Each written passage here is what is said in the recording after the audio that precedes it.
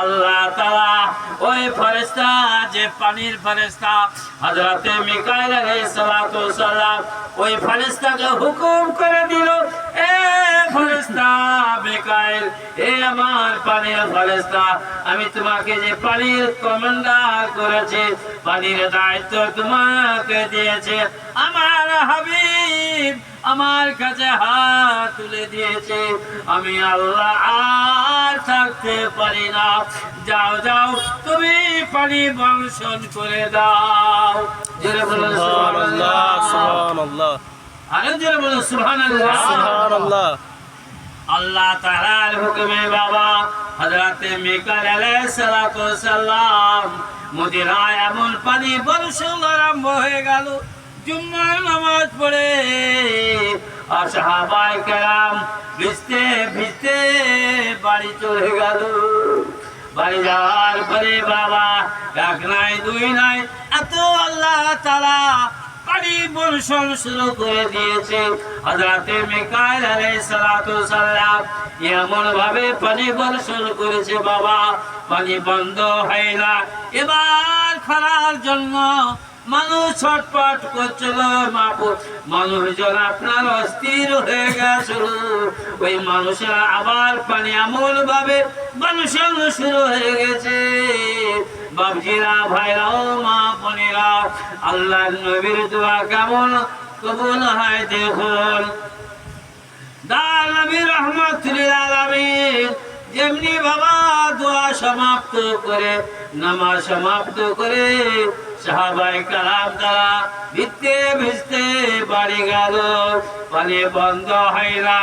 আল্লাহ তাআলা ফেরেশতাকে বলে দিলেন, হে মিকাইল ফেরেশতা আমার, হে পানির ফেরেশতা, যতক্ষণ পর্যন্ত আমার হাবিব মানা না করবে অতক্ষণ পর্যন্ত তুমি পানি বর্ষণ চালিয়ে যাও। পানি বর্ষণ শুরু হয়ে গেল বাচ্চারা ভাইরা, এত পানি। এবার পরে জুম্মাতে আসছেন, এবার এমন পরিস্থিতি হলো এইরকম পাকা বাড়ি মদিনা ছিল না বাবজিরা, এইরকম ঢালাই বাড়ি ছিল না, এইরকম মজবুত বাড়ি তখনকার যুগে ছিল না বাবারা ভাইরা।